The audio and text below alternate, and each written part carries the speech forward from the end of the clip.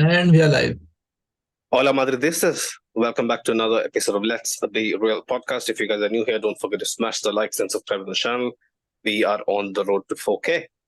Pick up our sponsors, as always. Talksport, powered by the fans. Talksport Fan Network, actually, powered by the fans. Probably the biggest sports radio station in the world.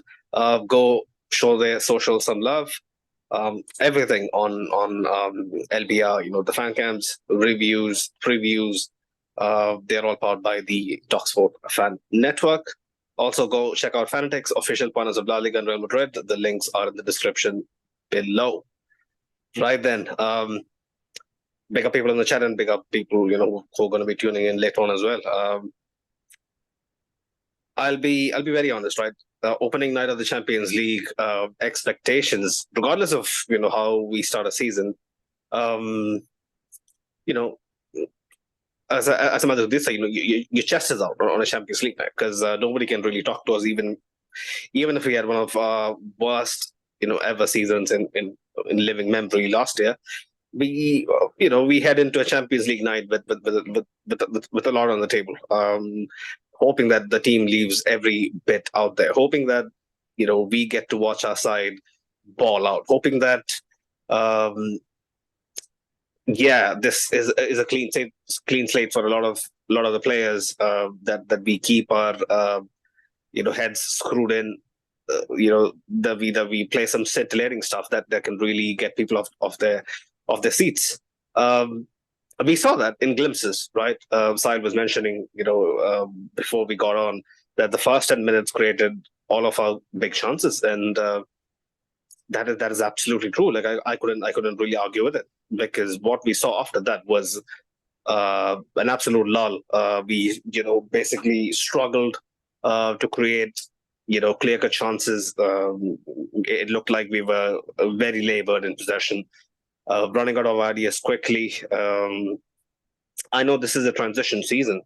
I know the habits of Carlo Ancelotti is going to take a while to really get over and whatnot, but man, how long can we really sit here and say that, yeah, this is a transition season? This is the transition season. We got to give the team time. Marseille, credit to De Zerbi, right? Like, he's one of the better upcoming modern day tacticians. He has a good reputable CV, but at the top level, has he done much? One could argue you can't really do much with Brighton and Marseille, but credit to him. He came to the Bernabeu and set up pretty well. He went toe to toe with us, but to be fair, in all honesty, if you look at the realistic picture, they're what, ninth in Liga, won just 2 games out of 4. They haven't really been convincing. They had a complete overhaul of the squad. I heard that they fielded a completely different 11 at the weekend as well. So this isn't exactly a team that should be really doing what they're doing to us. Uh, you know, Given the fact that we used to call for, Ancelotti said, week in, week out, for letting mid-table teams, take the game to us. It wasn't any different. I'll be very honest, and I've said this from day one. Although we tend to play large parts of our game in the opponent's half, it hasn't really looked that much different. Yeah, we press aggressively and whatnot. I'll get to that pressing and what I think of the pressing in a moment. But we do try to pin opposition teams in their own half. Good thing, less work for the likes of Fede Valverde. Um, but then again, that one off chance is all that takes, because we travel at maybe the third or fourth gear. I wouldn't say we ever get into fifth gear. Whenever we try to get into fifth gear, it's basically improvisation, like what happened to Carlo for me. The likes of Mbappe, Vinicius taking the mantle and trying to create something out of nothing. But most of the time, we are in third or fourth gear when we are controlling games. But then the moment we shift it back into the first gear, we look pretty lost. We commit very susceptible. We are very susceptible to mistake. We commit some ridiculous mistakes. I'll be honest. It has been a trend so far, and it isn't assuring at all. I had to get this out of the way before I actually kind of forgot. Apologies, Sahel. No, Welcome that's to the completely fine, man. first Champions League post match of the season. Talk to me, bro. I know I went in quite a bit, but yeah, give me a perspective, early perspective. No, I mean, and rightly so. You put it very well. Because first match day of the Champions League season, as a Real Madrid fan, regardless of how the past season has gone, you want to come out singing the anthem, bragging your Champions League titles, and uh, staking down your claim as one of the favorites, regardless of season, regardless of team, coach, history, and what other teams are doing, right? Yeah. And to be honest, for the first few minutes, it did feel like that, right? Hmm. Uh, so the Bernabeu was it was thumping it, yeah, and the fans were singing at the top of their lungs. Even when Trent Alexander-Arnold went off, like what was it, 4 minutes, 5 minutes in? Pretty early, So yeah. you don't want to lose. You don't want to lose your marquee signing 5 minutes into Yeah. a game, and you could see how heartbreaking it was for Trent to go off on his first Hmm. Madrid, first European night for the club. Hmm. But I feel like those chances were some of the best chances we created all night. That Mbappe acrobatic, you know, attempt that came off a Hmm. deflection. Marston Turner surging into the box, right? At a time where Marseille's defense didn't know what to do and didn't know where to backtrack into. But Hmm. then, as the game grew on, and as that adrenaline wears off, you always run the risk of almost losing yourself and almost wearing yourself out. Hmm. And then you let a side like Marseille with so many talented players, with so many players that have shown, you know, on other European teams in the past. Højbjerg, Greenwood, Aubameyang is obviously now past his prime, but we know that all of these players have something in them. It's not a Hmm. coincidence, and it's not surprising to me anymore that bit that a seemingly mid-table side like Marseille can come to the Bernabeu and play out of their minds. That's what teams do. They come to the Bernabeu and they outperform, right? Hmm. That Yeah. what that's what players like seemingly again bang average players like Mason Greenwood, Timothy Weah. They Hmm. they come to the Bernabeu and then they have the performance of their lives. So I'm not surprised at that. What I am surprised about is the fact that we were able to create so many chances, but in the end, what we end up taking away from a game where we had so many chances was Hmm. just the fact that we won by two penalties. One of them Yeah. was very questionable, Hmm. and the fact that we lost our skipper to a very avoidable red card, Hmm. right? And Yeah. those two things just don't give you the feeling Hmm. that you want to walk away with. Hmm. Well, I've said this. I've said this even in the last post game that um, teams really need to play, helter skelter stuff for us to really look like we have something. And that was, what ultimately I think, turned even the most uh, hardcore, Carlo aficionados against him.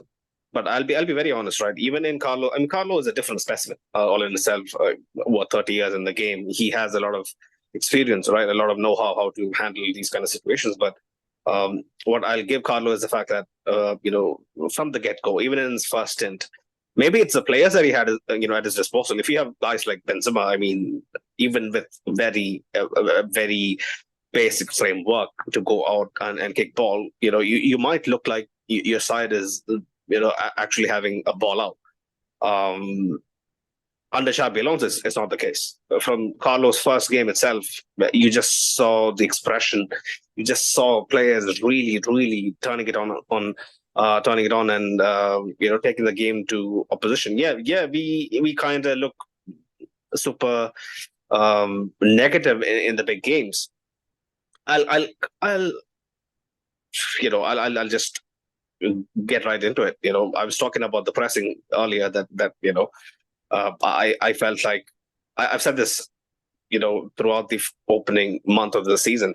Our pressing is great, right? And people have asked me in the comments, our pressing isn't like top sides, right? Why is that? Xabi Alonso was brought here to really bring in a style that kind of reflected what a modern team should set up like, especially in games that they should be comfortably winning. For me, I'll give you, this is another example. This is a very strong evidence right there that he wants to implement his ideas.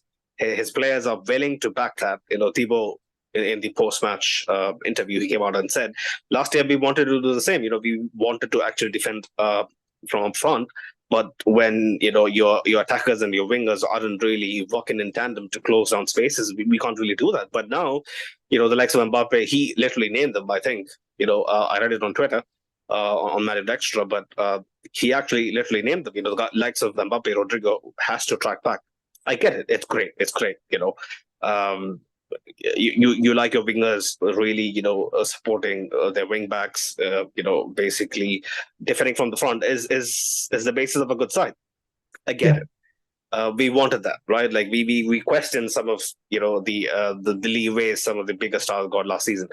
But then again, coming to this season, when I watch our team press so intensively, giving their all, like how you rightly pointed out, Marseille really found it difficult to play out of the back. Rulli almost conceded an own goal, thinking that he had enough time and space to have a touch or two. It's not that easy against Xabi Alonso's press. Yeah, twice. But then when it comes to the second half, your players are completely zapped. I'll be very honest. I do think there should be a clear balance. I know Xabi Alonso is naive. I know the players in this new system are completely naive. They're still learning the ins and outs of his framework. But I do believe that when we go gung ho, we leave ourselves completely burnt out to the point that not only we are susceptible to huge head losses, like we saw what Hausen had at the weekend. Again, Hausen was involved. I wasn't surprised again. Although you could argue, it should be probably Goaler, but the combination again, we see that quite often. Militao gambling on a long ball, trying to push, shove Aubameyang off his stride, but then Aubameyang getting the luck of the bounce and him being through on goal. We have seen that countless times. Albeit in a different system under Carlo. The problems are the same. The main disadvantage with Xabi Alonso's pressing scheme is the fact that when we do get into good positions, our players look completely gassed out. It's either them not getting enough oxygen into their brains, or they just completely lack the legs to really do something. I think it's a cause for concern. Like maybe we really need to know how to handle our stamina, because against better sides they'll play absolutely through us. Maybe we might create a couple of good chances, and if we can't convert them, Sahil will be in big trouble. And how many players on this team, Sahil, can really can you really put your finger and say, these guys are one chance bang, ice cold finishes? I mean, Mbappe to an extent. Outside of Mbappe, yeah. But even Mbappe, is he that clinical? I don't think so. No, he is. Mbappe is. I'm sure somebody who can bring out the statistics can prove that to you. But, yeah, probably. Okay, I'll give you the benefit of that. But I do think even he himself, the best guy on a team, needs a couple of chances to really, put his mark on the game. Yeah, and fair enough. Him and when he's on song and when he's playing Jude Bellingham, I feel. Jude Bellingham for sure. Mm-hmm. But seeing as how he's only returning to the squad now, and that again in itself is a very positive sign for the squad. But what do you think about what I just said? I'm just gonna get into that. Yeah, so I do think that when you're playing when you're playing with such a positive reinforced mentality that's not going to change with time. Mm-hmm. It's not flexible. Then you're asking for problems, right? You're and we saw that with Marseille's goal in the 22nd minute, right? Mm-hmm. you play out the back with Dean Housen. Okay, that's fine. That's a given, right?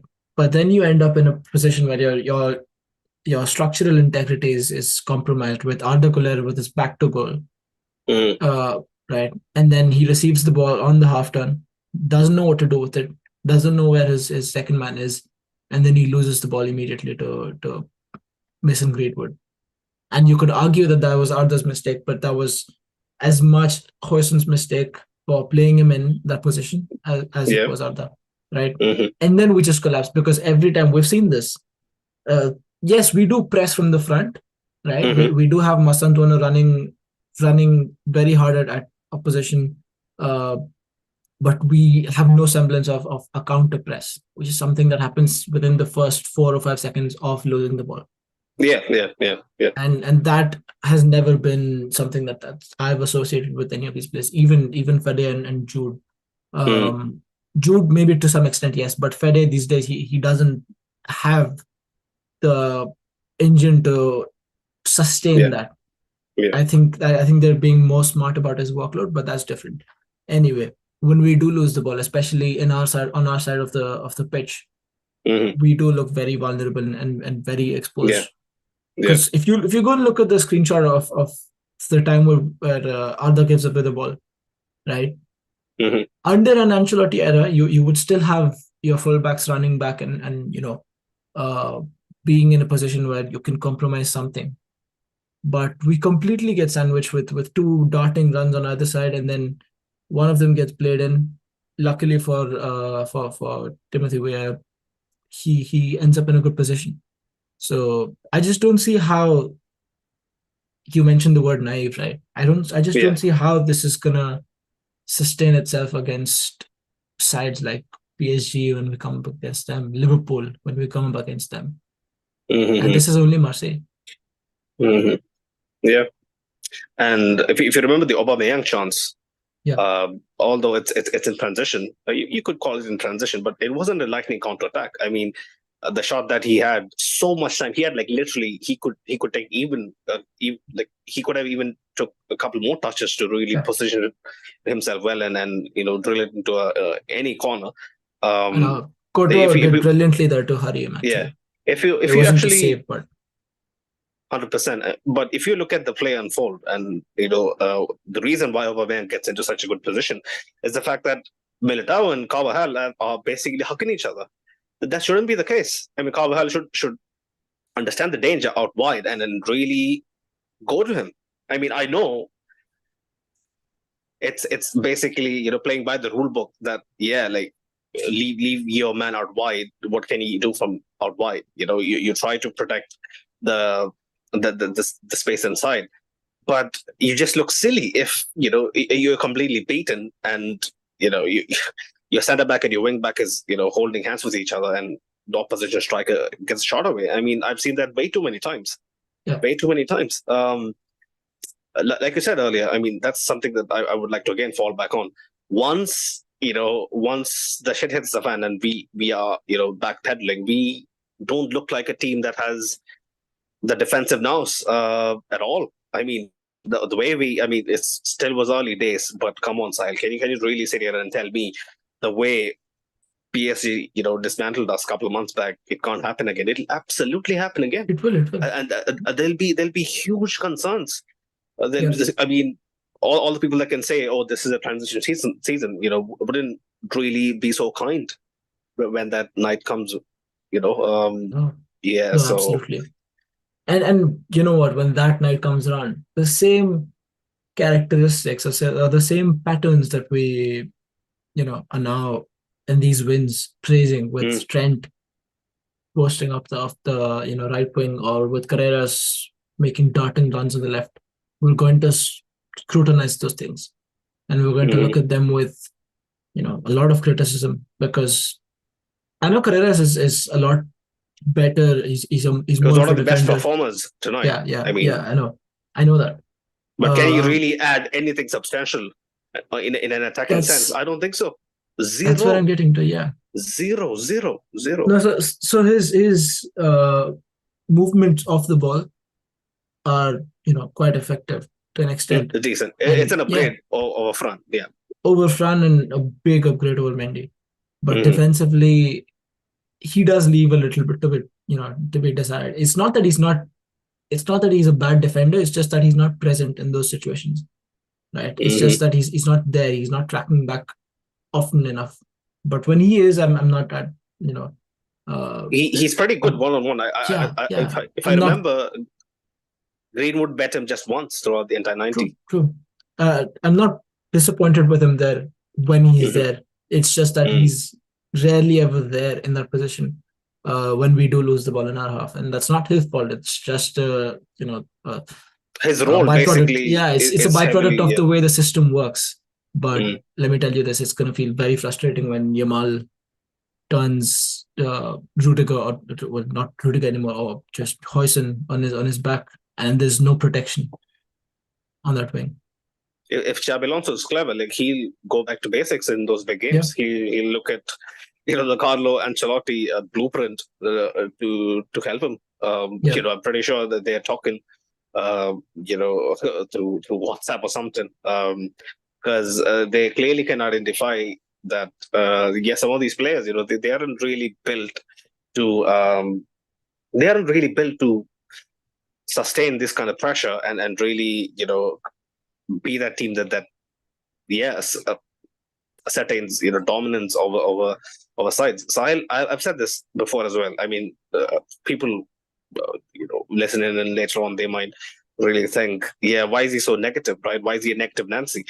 I've said this last season as well. Like, I don't enjoy watching us anymore. I mean, I have so much love for my team that I would turn up every night, but there isn't that excitement. I mean, I'll be very honest. Yeah, it might come around when we play the big teams, but growing up, right? Again, it might be down to the quality of players we had, and even up until maybe a couple of years ago, like I used to be really pumped watching a game. Like I don't get that feeling anymore. It's so it's so pedestrian the way we play. I mean, I'm telling you, like we just struggle so much. It's almost like chances are at a premium every time we take the field, yeah, whether it's away, whether it's at home, unless a team really has a proper head loss, and they uh, or we have players in positions where we completely outclass them, like what happened at the weekend.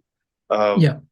Elizondo, who basically is a grandfather at this point, not being able to keep pace with Mbappe. I mean, those kind of situations really play into our favor. But when we are up against half decent sides who has Yeah. players to really nullify what we do, man, do we look clueless? Yeah. Uh, And honestly, I feel safer about our overall game in those games where we don't create as many chances, but then also we end up being more clinical and more decisive mm, with the chances that we do create. Like if we end up mm, having 6 or 7 shots in a game, but we make it good quality for the money, that's completely fine by me. I know mm, it's a negative thing to say overall, but if that means that my team's gonna have more possession of the ball and control more of the game without leaking as many chances on the other side, I'm fine with that. But I don't know if that's the way Xabi Alonso wants to go about his business. I think I see him more as a risk taker, as a more high risk, high reward kind of situation. But it's going to be situational, man. Like I don't think he's going to follow this blueprint come a big game. I know this is a big game in itself, but yeah. you know what I'm talking about, a big team on a big Mm, occasion mm. for stakes that actually mean more. So So you're telling me he's going to be a lot more defensive, a lot more less on the front foot? Is that what you mean? yes, inherently in his team selection as well, as much as Mm, his just his ideology, but I think he has to have some room for flexibility and some room for yeah. adjustment. Uh, Mm, like I think not playing Vinny was conscious decision, right? I think that giving him a rest is not just it doesn't sit right with me. I think it's a mm, conscious decision, and he's bold enough to do that. He's bold enough to yeah. bench Vinny because he It's nice and it paid acknowledges, dividends. yeah, Rodrigo, yeah, came on, did his bit. absolutely, and he acknowledges the fact that this front three operates best with and without the ball. Mastantuono on the right, doing his thing. Yeah. He has his shimmies and his shoulder drops, He has enough skill to get past a defender and then Mhm. put in a cross or feed off someone. And Mbappe also operates very well with Masanto. I've observed this. Mbappe is in good goal scoring form, so he's not going to take him out. Rodrigo, he seems to get better and better every time that he plays on the left, and then you put him on the right Yeah. for a game or somewhere else, and then he completely loses that rhythm. So I don't think he wants to. I don't think he wants to undo that at the moment. And Vinicius, Mhm. he just needs that something. He needs a little bit of a push. He needs a little bit of a wake up call, and I don't think it's going to be enough dropping him for a game or two. I think come a Mhm. big night, he's going to start him all of a sudden, and then that's going to be a big change, for Vinny, a big revelation, if I may say. But for now, I think this front three is working all right. I don't think that's where the fault lies. I don't think apart from the finishing, that's the obvious bit. Uh, but outside of that, I don't think the front three is where the problems lie. I Mhm. do think it's very much to do with the midfield and how our fullbacks gel into the system. Mhm. Yeah. Like basically, big, going off what you just said, what Xabi Alonso might have found the most difficult, and I said this even at the tail end of last year. People are going to be getting frustrated, and I could see, from the stands. I'm telling you, people are just not happy. I mean, they pay such good money to actually come and watch a game. They have to sit through that. It's I'm telling you, it's low key torture. And what I do think Xabi Alonso might have, he must have kind of played with this idea in his mind, even like someone like me who is just a fan. If I can think up all this, he would definitely would have thought about the fact that going managing by Leverkusen and then going into a side like Madrid, um, where at Leverkusen you had a couple of stars, maybe you can call them stars, but there were players who were on the verge of something special, or bygones who were trying to prove a point. So as a collective, they would have bought into his philosophy, bought into his system a lot more, with a lot more conviction than what's going to happen with us, because he can clearly see it. Asking this group of players to really play to what he needs isn't going to actually happen. And like you said, the wing backs being a huge part of why we can't really do much. Um, Carvajal's entire game plan was actually, receiving a diagonal or out on the wide, beating his man at times, or maybe whipping a good ball in. If we can't really go old school in games where the opposition is well disciplined and really looking to be stubborn, we can't really win games. I've said this so many times. The reason why Yeah, Hosselu looked like the second coming of Christ, this might again look like a very pedestrian take from me, but I've said this so many times. We need a plan B. We need someone in the box who can be like, like I can really be, your reference point. I mean, Mbappe isn't that. Vinicius isn't that. Rodrigo isn't that. Gonzalo is there at Gonzalo is least, the answer. Gonzalo is the truth. Let but me tell you this, man. for the first 2-3 weeks, I've barely seen him. I've barely I seen mean, him. that's not his fault, isn't it? He It's is the the manager's perfect fault. profile. Yeah, that's the perfect profile of It's the player. manager's fault. I'm telling you, it's the manager's fault. I think sooner or later, it's gonna come a time where Xabi is gonna look to him and say, "There's just an obvious, shortage of goals or shortage of conversion of chances," and then somehow try and inculcate him into the system. It's just I don't think right now is the time. That's what Xabi feels anyway. Uh, to take someone like Mbappe out of the system or to disrupt Mm. the balance that the first 4 or 5 games has set. Uh, because then you're speaking about changing, formation again, and you don't want to change too much. So Sahil, this system and the way we play isn't going to take us anywhere. yeah, I mean he'll It's going to realize, take us right? nowhere.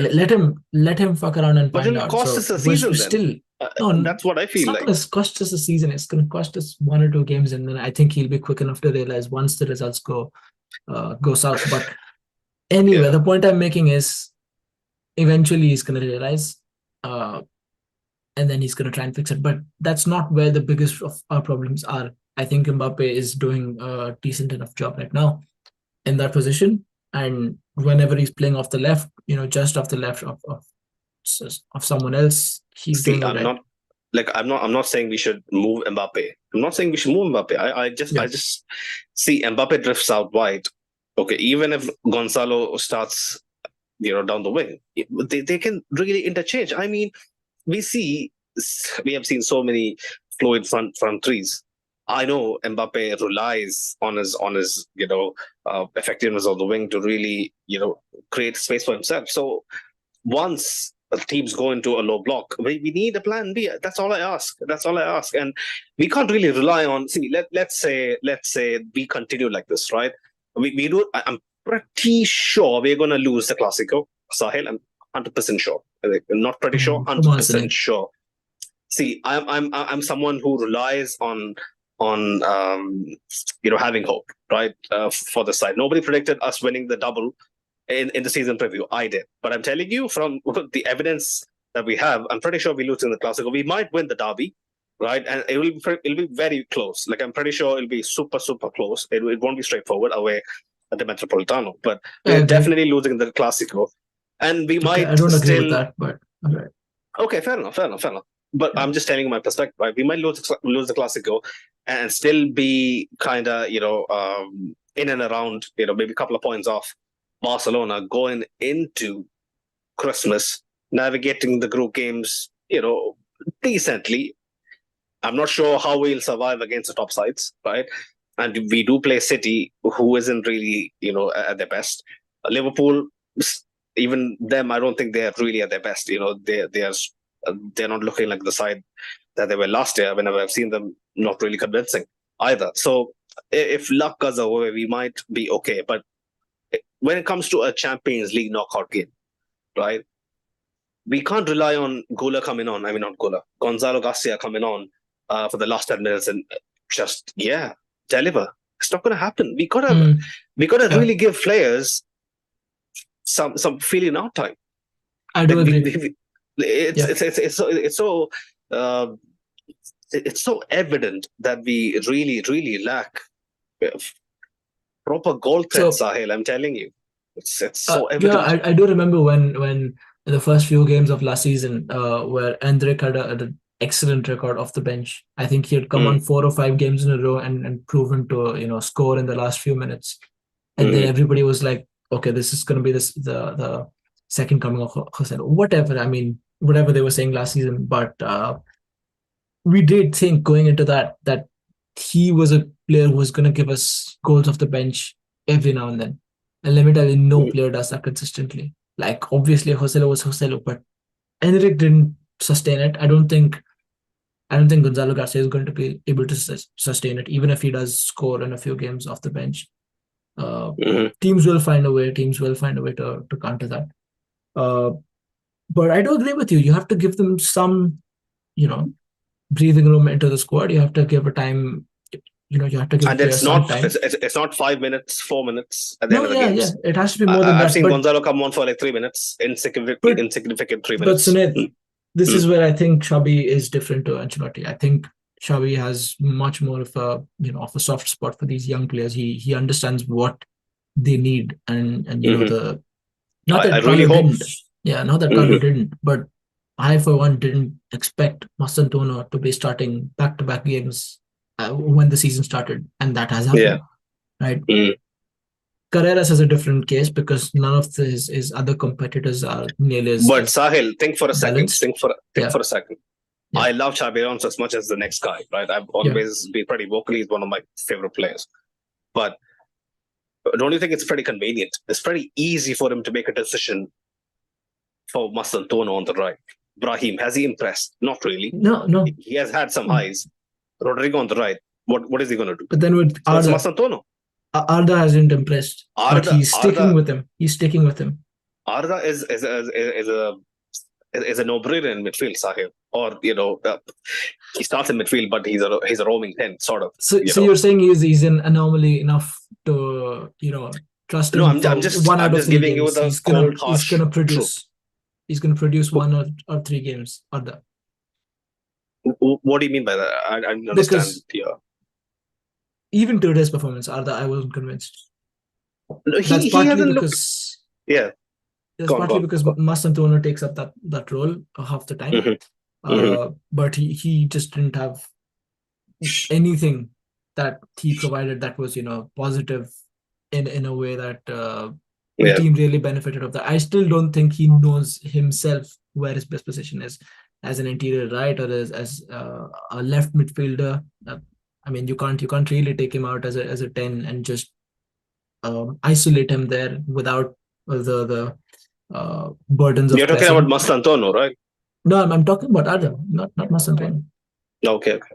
Yeah. Right. So Sorry, I was reading some of the comments. no, that's fine. That's fine. It's just some of these players need to settle into their roles. I think Mastantuono has done that well. Arda will take some time, but the point I'm trying to make is that Xabi will stick with a young player uh, who's giving him the right profile in the position that he wants out of him, even if the results don't come immediately. So I think that even if Gonzalo Garcia was not to score all those goals at the Club World Cup, I think there would come a time when Gonzalo Garcia would show up in the Real Madrid first team. So I think it's more about profile than end product right now for Xabi Alonso with some of these young players. So he will give them the time to prosper and I don't work their really way, believe ease that. their way into the team. You just said that without Gonzalo Garcia basically being the top scorer in the Club World Cup, he would get a fair chance at Madrid. Nah. As an attacker, Only under no, Xabi, only under Xabi. I still don't Not think a so. fair chance. I'm not saying nobody to define what fair is and what fair He isn't played for out of his Gonzalo. skin. He played out of his skin. Basically, Yes, grabbed all yes. attention. He, Is barely even mentioned in passing. Nobody is even thinking about Gonzalo Garcia. yes, Anyways, 5 games into it's the season. All I'm saying is he would have played more than Endrick did last season. Okay, he would have played more than that. Well, let's keep tabs on it. But yeah, let's get into a few other comments quickly. Ashik was mentioning good performance, but lacked the killer finishing. Stupidity from Danny. He should have known better. La Liga should learn how to manage a game from this ref and the VAR team. Yeah, about the handball. I mean, what can we really say, right? It is kind of iffy. But the Carvajal decision. Come on, man. All these kids are looking up to you. You're supposed to be the guy who should be. I mean, he has a head loss in him. We all knew this. We all know this. We have seen Carvajal really losing the plot a couple of times, but you would think something as innocuous as that. Maybe I mean, Rooney is just is a nonce, right? There isn't two ways about it. He is known for basically existing to rile up people. Correct me if I'm wrong. He was part of a La Liga team as well. Was it Girona? Villarreal, if I'm not mistaken. Right. Yeah, right. yeah. So Thought I read the name. he has it in him, but man, it's inexcusable. Headbutting someone, locking horns. I mean, locking heads doesn't really get people sent off. But if you're insinuating that you're gonna headbutt someone, nah. In this era where every action is scrutinized, you're not getting away with it. I have no idea why he was looking like, this isn't really his fault. No. You could see it in his face. You could see it in his face. No, but it was really well done. I think in the moment he's not really thinking about it. Even in the immediate aftermath, I'm talking about when he actually went and hit him, and then he's looking at him on the floor, thinking, like I've got one over you. That's so dumb. You could see the regret on his face, Suned. That was when the referee was basically, insinuated to go check the screen. I'm telling you, these guys. In this modern day and age of VAR having, it's basically the referee has eyeballs everywhere, even if he isn't, directly looking at something. We are so lucky to get understand that. You've got to understand that. We are so lucky to get the win. I mean, these guys are idiots. I'm telling you. this dressing room has been plagued by indiscipline for way too long. But yeah, I have no idea why these that guys get into entitlement. these. Why do these guys get into such silly scenarios, man? Like, how many times have we seen? Like, I have a tendency to watch the big games, right? I don't watch the Premier League as much as I used to. I don't watch the Serie A as much as I used to, but I tend to watch the big sides, right?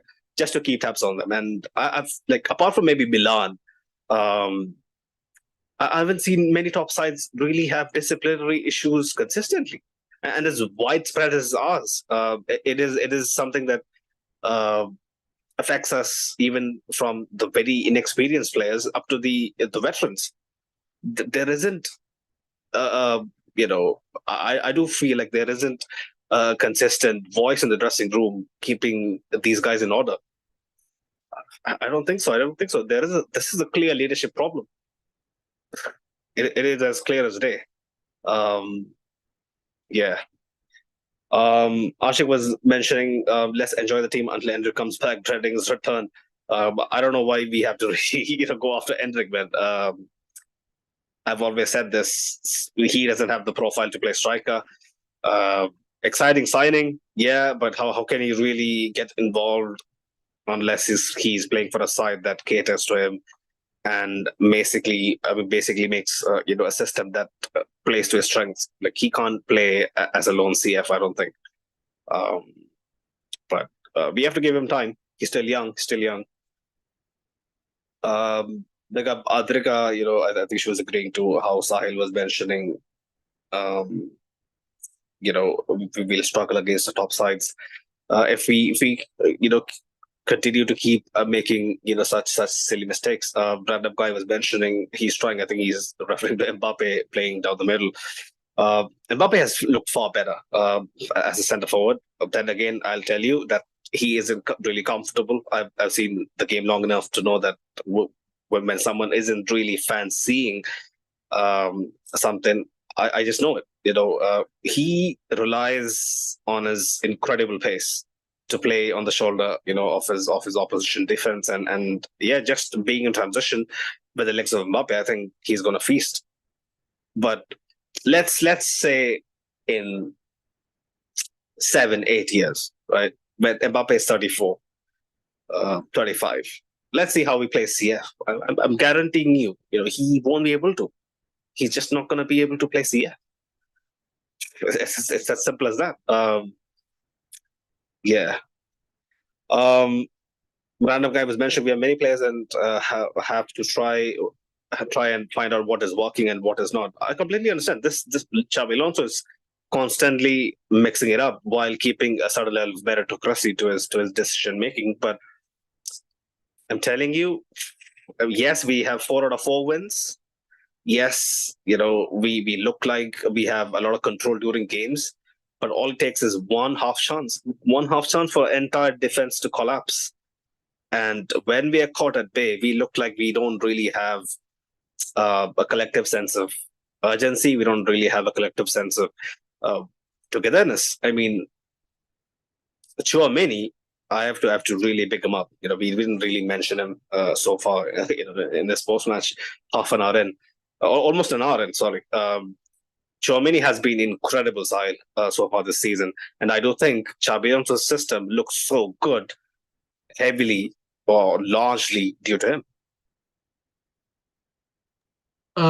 Yeah, I think it's also got to do with the fact that he's not playing as a lone DM anymore, and he doesn't have to carry so much of that, of playing the ball out of the back, of being the third centre back at times. He doesn't. I mean, I think he's more than comfortable being the third centre back. I just don't feel he's the best man to play the ball out of the back, as a lone DM, and to have two midfielders ahead of him and Valverde and Gola. But when Valverde is playing deeper like he is now, and when he isn't venturing so much out on the wings, I feel he's good support to Chouameni. So it's largely that, and also Chouameni's positional awareness has improved from last season, because he was just, I think we use the word lazy a lot of times, for Chouameni last season. And every time you compare him to someone who's very active like Eduardo Camavinga, you think, this guy loses the ball and then he just stands there, or he jogs back. You have an image of Chouameni jogging back.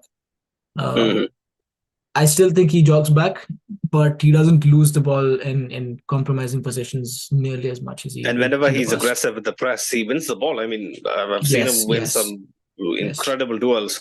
If you remember, the tackle that he made edge of their box, and I think we had a chance right from that. I think it was Mbappe or Mastantuono. I can't remember. Arda Güler maybe. But yeah. No, yeah, absolutely. And I think he's being smarter and more cynical about the tackles that he needs to make and the ones he doesn't need to touch. I think that's a quality that we often associated in the past with someone like Casemiro. But Chouameni is fitting into a role that's almost built and designed for a midfielder like him. I think he will evolve still. I think his long passing still has a lot to give. I think his heading from set pieces is something that can be utilized a lot more than it is right now. So there are aspects to his game that will develop with time, but I think he's gearing up to be one of Xabi's most influential cogs in midfield. 100%. Chouameni, for me, has been probably the second best player so far in the past 5 weeks. But I just saw Sid's message. Apparently, he met Guti. Happy for him. Yo. Nice. Congrats, so, I wonder what Guti would have to say, about how we look. Someone as inventive as him, we sometimes just rely on, Mbappe unlocking, the opposition defense. I mean, Arda Güler probably had the best single move in the game, where he played it through to Mbappe and he found Mastantuono. Mastantuono should have maybe done better. That was a team effort. That was just such a half-hearted effort. That pissed me off, man. Honestly. Yeah, it was like I thought Rodrigo's shot early on, that meek effort would be the worst shot in the game, but Mastantuono straight at the keeper. Yeah. I mean, did one better. Geronimo really having the game of his life was, it wasn't surprising, honestly. Did he really have the game of his life, Sahil? Did he really? No, he had a few saves. He had a few good saves. Think of the first 10 minutes. Think of that, the Chouameni tip over the bar. Oh, Chouameni chances straight at him, Sahil. If he can't save that, he shouldn't be playing for a top side. That was. It's more the quantity of saves than the quality today. But he did pull off some very decent saves. But that one, I feel, from Mastantuono was a chance missed.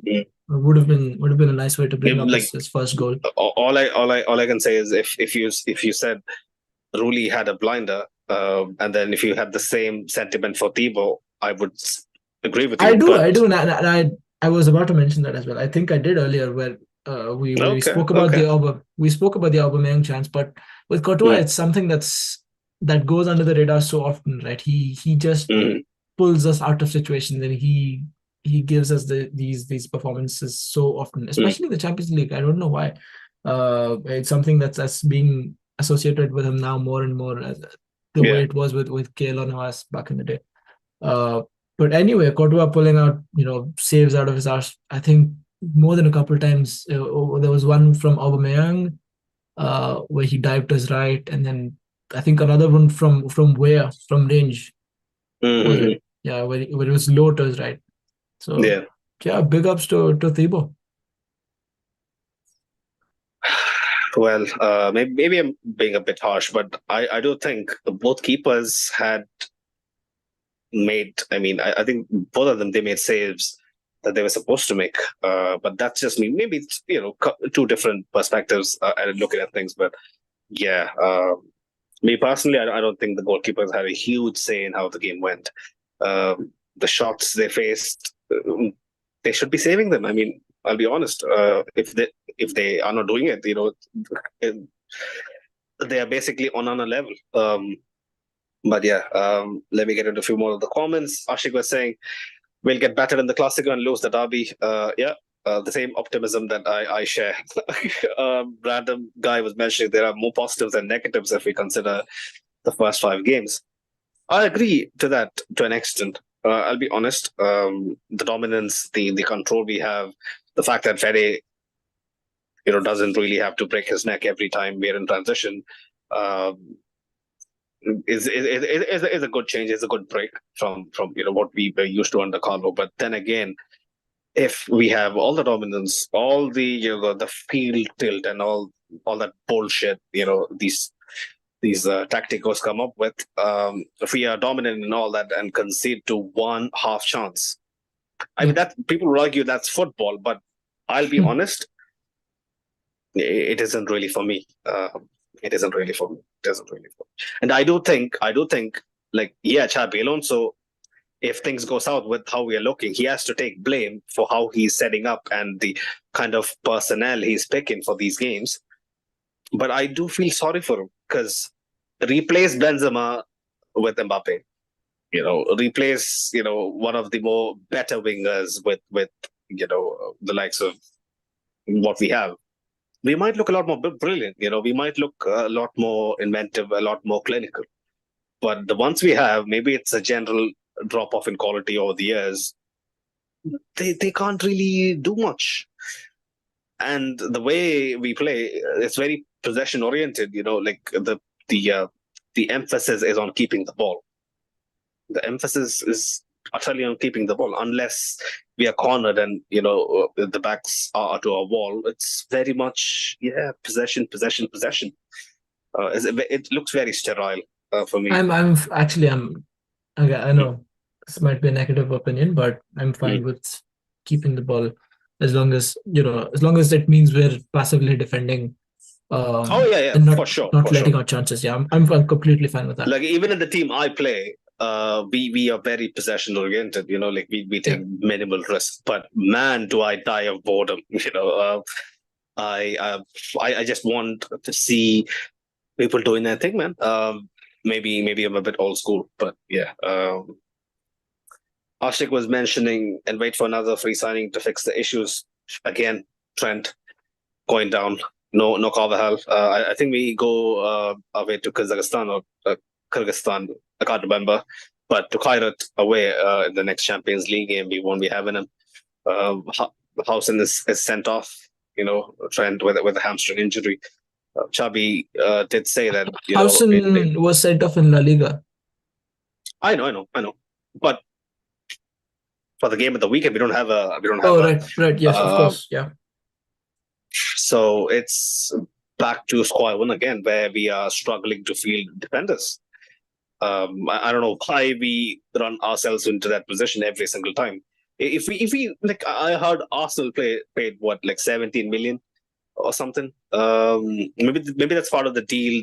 Maybe that's just a loan fee and part of the the more the overall package that they're going to pay for Hincapi. But I just look at other clubs making all these moves, and we are just banking on 16-year-old John to really pull up trees, fill in the gaps, especially after an ACL, and relying on Raul Asensio. Man, oh man, like he has looked half decent, but he hasn't really had to do much. All we relied on Asensio was for his half decent pace to close out games. But his tackling ability was alright, his heading was alright, but he wasn't a complete player in the sense that you would rely on him to be the leader of a defense the way a Rudiger is. I don't think he's that player yet.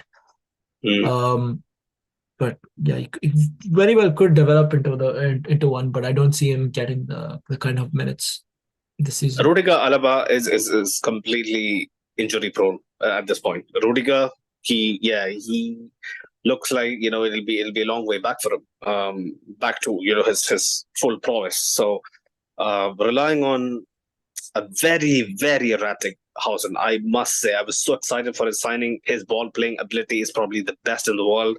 He is one of our leading orchestrators out of the back. He's the reason why we can really pin teams in their own half.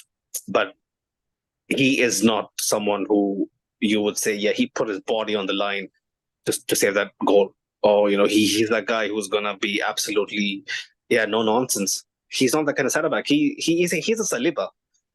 Yeah. We need a Gabriel. We need a Ramos. We need a Pepe who is absolutely going to stand their ground. Even Militao, who is a more aggressive of the duo. Like I don't know. Maybe he could have done better on the goal. What do you think, Sahil? Yeah, people would say I'm being harsh, and Housen basically left him to fend for himself, and we are asking too much of Militao to really close down two men. But I feel like Fede almost had Greenwood in his in his sights, and maybe Militao could have gone on and closed down Villa.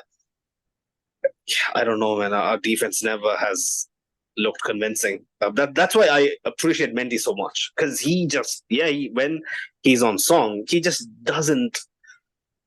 Yeah, he doesn't take any prisoners. He just pretty old school. I think I need someone like that in my side. And the longer we go without a character like that, Rudiger was that for a good 2 years. Alaba, no, you can't say that. Sensio, still a long way to go for him to develop. Chouameni, again, it's pretty weak. I think the point we keep coming back to is a crucial lack of leadership in defense, and that's not just somebody who can communicate and organize the defense, right? Because we've seen that Dean Housen does that pretty well. But you also need someone who's very composed. What Housen is, to be fair, but you also 1v1 defending style, the basis. Yeah, no. I'm coming to that. You need a complete defender, is basically what I'm saying. Basically, a young Rudiger. I wish Rudiger was even 3 years younger if you'd given him to me for this squad. Rudiger was actually very error prone in his younger days, but yeah. Yeah, but I'm saying 3 years, so like in his prime. So you want a complete defender who's good in the air, who's composed on the ball, and then very, very dominant in the box, in both boxes actually. And obviously with someone who has the kind of physical attributes like Eder Militao has. Yeah. It's easier said than done, but also his positioning is very erratic sometimes, man. Like you've got to help yourself. If you have good pace, then you have to give yourself the kind of boost and the kind of starting position to keep up with attackers who have the kind of pace like Greenwood and even Aubameyang at his age. I just don't think Militao helps himself sometimes in those positions. But I don't think there is one defender in their squad who you can point out and say this guy's the best centre back in the world. There's people who could be, right? There's one or two, but at the moment, no, you don't have a complete defender like the names you mentioned, Gabriel Saliba. Yeah, we had flashes of periods where Rudiger was arguably the best in the world. I would say convincingly was the best in the world. Militao was well, you could argue, he was for maybe a year and a half, right? But we need a character like that. We need a character who doesn't take any BS, man. Who has the complete authority to really marshal his line. We don't have it. Unfortunately. I hope these guys step up. I really do. The good thing is Housen, he has time on his side. Militao is still coming back off, 2 major ACL injuries. So, he looked incredible against Sociedad. I thought he was one of our best top 2 players against Sociedad. He was incredible, got on the end of 2 big corners. Ramiro made some great saves, but he has to be consistent. And we have always said this, Militao lacks consistency. If he gets that on the table, he has a good shot. Ashik was mentioning, don't forget, we also had a 100% record under Rafa Benitez until the battering we got in the Clásico, so let's not get carried away. I remember that very well. But yeah, the signs under Rafa Benitez was far more alarming. Wasn't it under him we won the game 10-2 or something against Rayo? where Bale and Cristiano just ran amok. Yeah, if you guys remember, help me out. I think it was under Rafa Benitez, but yeah, the uh, the initial feeling under Rafa Benitez wasn't great. Wasn't great. Xabi Alonso looks much better fit for the club for sure. Random guy was mentioning he'll give more time to the youngsters and experiment with them, but not right now. They have bigger problems to solve right now for him. Um, See, you guys are not really getting the point, right? I mean, it's a very safe bet to go with Mbappe, Vinicius, and Rodrigo rotating between themselves, and Masadona and Brahim rotating between themselves. It's pretty straightforward. Like I'm telling you, anyone can step in and do it. Anyone. Like I could do it. Maybe I don't have the managing skills to really, man managing skills to actually convince Mini and Mbappe, but from a very, you know, layman fan perspective, I could say that I could do that job. Rotating them. Between games and midweek games and weekend games. But for me, a framework, any team's base framework needs a good striker. Tell me a solid side, right? One of the big top sides, namely not managed by maybe Guardiola, who doesn't have a reference point and continues to thrive. I can't name many throughout the time I watched football. Not many. Spain national team, yeah, you could say, but have they really found the success that they would without the incredible midfielders and the chance creation they can consistently put out? I don't think so. They can. So yeah, man, Gonzalo Garcia isn't to experiment. I think it is to finish the article.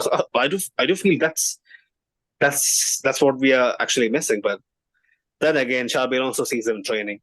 He knows what is the best time to implement him. So like what Sahil said, I'm going to give him the benefit of the doubt again. But I just hope he gets enough time to bed himself in. Yeah, random guy was mentioning lose the Clásico, get 3 points over the other teams and get the league. I don't care about the Clásico too much. I would agree with you if it was a perfect universe and Barcelona weren't a side that just picks up wins for fun. Don't be fooled by the Rayo result.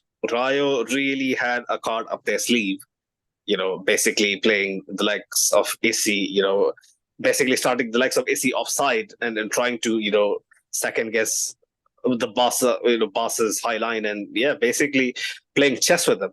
They took a major risk and it paid off. How many sides in La Liga can really do that? I really wonder. So you're going to bank on Barcelona dropping points consistently? Man, you're on the wrong game, I'm telling you. It's a long season. Anything can happen. In the league, probably not now. Anything can happen, but I saw the game against Valencia. Man, they tore them to shreds. I'm telling you, like Ferran Torres is a decent player. I've said this before. Ferran Torres is a decent player. He can do his stuff. Great link up, can finish some decent chances. But is he really the two goals per game player that he is looking like under Hansi Flick? I don't think he is. The system is so pretty damn good that they create so many chances. Ferran Torres misses like 5 chances a game and still ends up with a brace. That tells you all you need to know. Ashik was mentioning Arda is not a winger. Let's get that out of the way. Then again, Sunil, I don't think we're ever going to say that those exact words about our team, right? That's the system is too good that they're always going to create a chance. I think we can say that about chemistry. Like I felt in the first 10 minutes I was.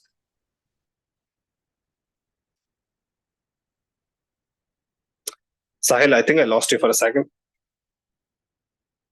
Okay. Sahil, are you back? I think I lost you for a second.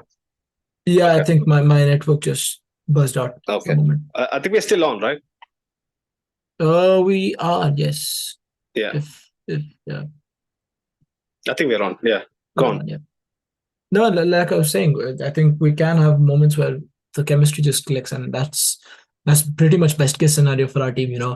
Where you put out a team that it might not make sense tactically, Mhm. but it's a bunch of guys who get along well and who understand each other's game very well, and then it just clicks. I think there are phases in almost every game these days where you see a glimpse of what this side could develop into, and that's the positive for me.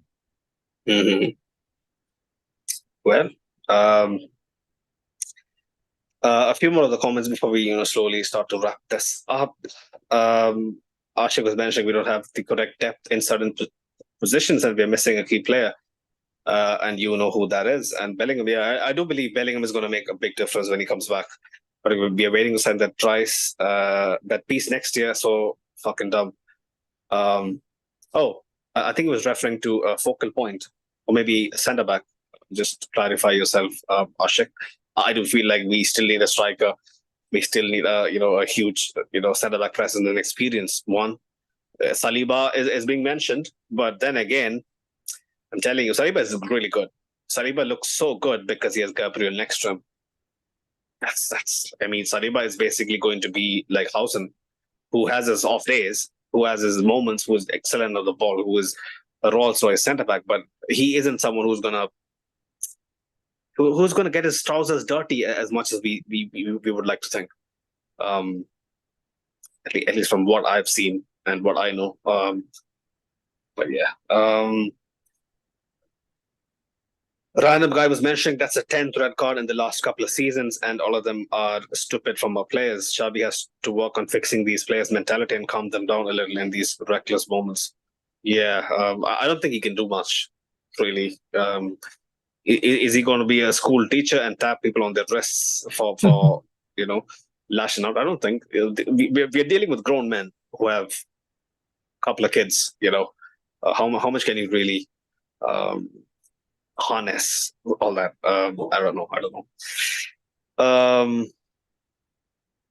Yeah, random guy was mentioning, for me, Barcelona is overall weaker compared to last season, but I don't want to depend on what they're doing or not, and having Xabi to keep consistency in the league. Let's see. Ashik was mentioning Barcelona plays like a cohesive unit, whereas we look like an archipelago. Yeah, we are stuck on islands. Yeah, all this nuanced system to completely collapse in one move is beyond me. I'm telling you. But then again, all great coaches, all great systems have their off days. All great systems completely collapse in some games. But let's see how this pans out. And I like what Sahil said, like what I believe, Xabi Alonso can't really rely on what we have now to carry us through the season. No way, no chance. Ashik was mentioning, apparently he meant someone in the mold of our own current manager, the deep lying playmaker. I thought, what's his name? I forgot his name. Holy shit. The Stuttgart midfielder.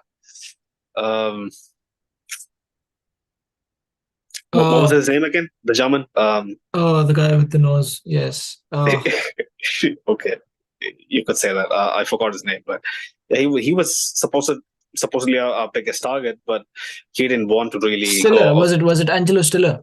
Yeah, Angelo Stiller. Yeah, he was supposedly a biggest target, but he didn't really want to leave Germany, apparently.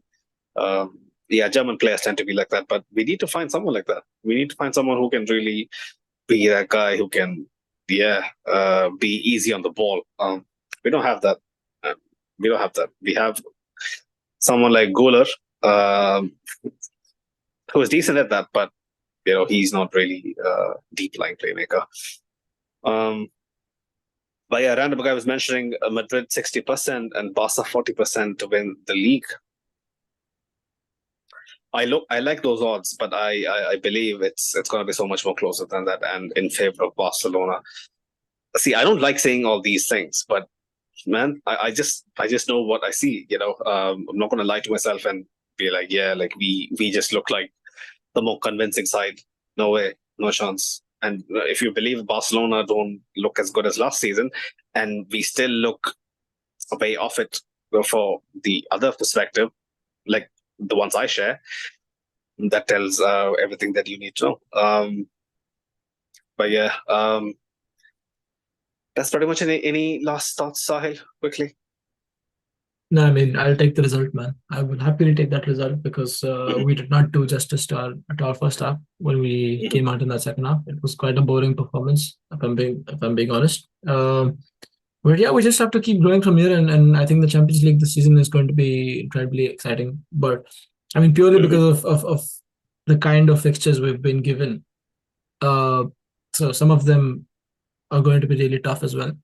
Uh, but I think we should like last season scrape through and do enough to qualify. I don't think we're going to outrightly qualify, 6 games out of 6 and then just no, that's not going to happen.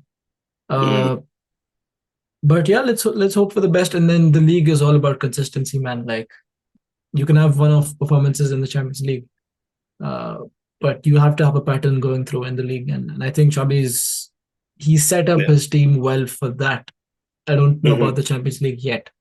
But it's just that 1 or 2 injuries with Trent. I don't know how long that hamstring is going to keep him out. Rudiger, obviously, we've lost him for the next 3 months. Yeah, that is for now my biggest concern because, like last season, the injuries could well ruin our defensive record. But yeah, I'm happy with Kylian Mbappe. I'm happy with Franco Masantuono. I just wish some of our midfielders would be more effective in the system that they're playing in. But I suppose that will just come with time. Fair enough. Like what random guy was mentioning, 3 points, 5 in a row, learn and move ahead. 5 out of 5 wins. When you look at it, you can't really complain, right? It is the perfect start to the season. But yeah, we need to be convinced a lot more from what Xabi is trying to cook. Ashik was mentioning, they want to sign Rodri for free next season. I've heard some murmurs, but is there something substantial behind it? Is there legitimate interest? No, I very much doubt. There is interest. I don't think for free. No. His contract apparently runs out pretty soon, so I'm not sure how that's gonna pan out. But yeah, let's keep tabs on it. He looks okay, but how old is he going to be? 30, 32, 33? Or is he late 20s? I think he's gonna be only 30 next year. Not sure. Who are we talking about again? Rodri. No. Don't give me that, bro. Rodrigo is 24. Not Rodrigo. Rodri. Oh, Rodri. Okay.